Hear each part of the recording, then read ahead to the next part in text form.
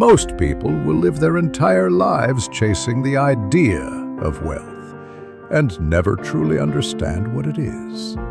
They'll wake up each morning, reach for their phones, scroll through 1,000 lives that aren't their own, and whisper to themselves that one day, someday, they'll make it. But someday never comes.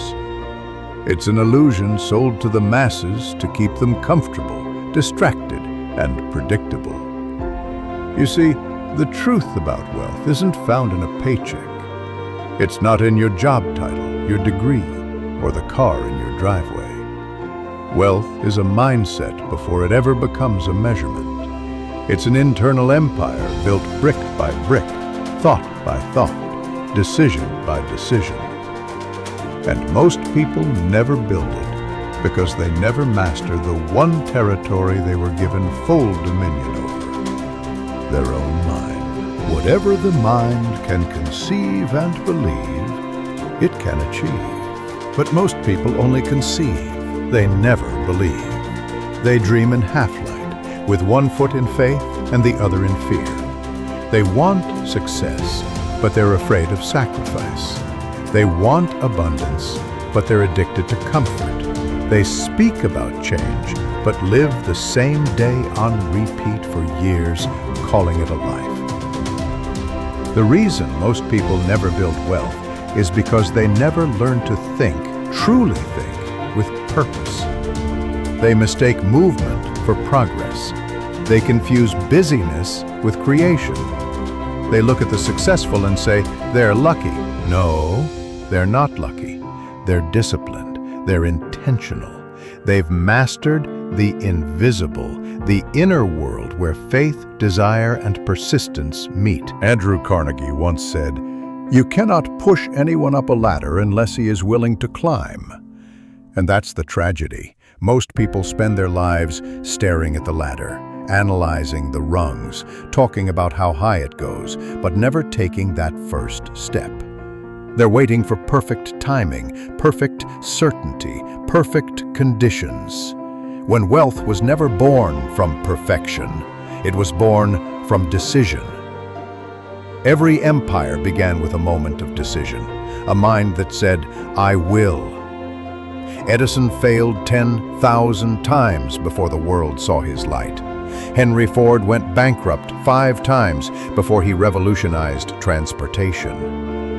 Walt Disney was told he lacked imagination before he built a kingdom of dreams. They didn't wait for the world to believe in them. They decided to believe first. That's what separates the wealthy from the wandering. Wealthy minds don't chase money. They chase mastery. They don't focus on what they lack.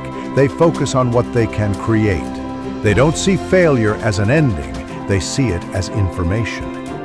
Because true wealth isn't built in the bank account. It's built in the subconscious, in the belief that your thoughts are cause and your results are effect.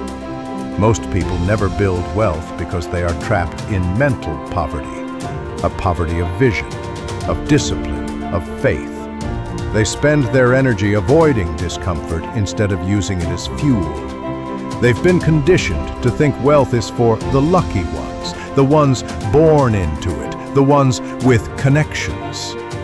And so they build invisible prisons, limitations disguised as logic, and live their lives defending the very beliefs that hold them back.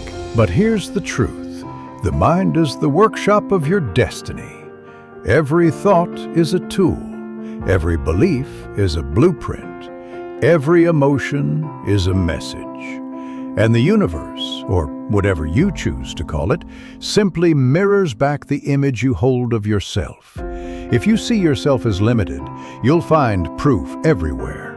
If you see yourself as powerful, you'll begin to attract opportunities you once thought impossible. Because wealth begins where limitation ends, in the moment you decide to think differently. Hill called it a burning desire, a desire so intense it becomes an obsession. It's the fire that separates the average from the exceptional. It's not enough to want wealth. You must demand it from yourself. You must become the kind of person who refuses to live a life dictated by fear, doubt, or laziness. The poor in spirit wait for permission. The wealthy in mind create opportunity. They act while others hesitate. So, if you want to break the cycle, you must first understand this. Your outer world is nothing but a mirror of your inner world. You don't attract what you want, you attract what you are. Change who you are at the level of thought, belief, and discipline, and your circumstances will be forced to obey. You must become the kind of person wealth feels safe around, someone with vision, structure, and purpose, someone who respects time, who values growth, who keeps promises to themselves when nobody is watching. Someone who knows that success isn't found, it's forged.